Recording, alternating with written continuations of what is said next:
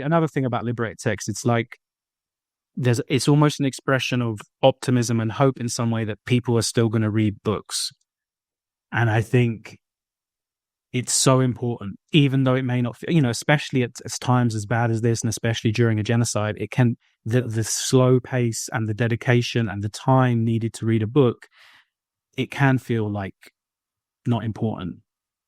But it is, because I probably said this 4 years ago, but, and we're seeing, I think, the results of it even more right now in this moment. You can't form a coherent political, moral position on the basis of 30-second TikTok videos.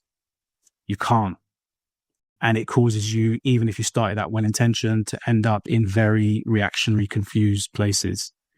And there's something about the investment in reading, even just a review. I think I probably said this again at the time. I guess my best case scenario is someone reads the review and then reads the book.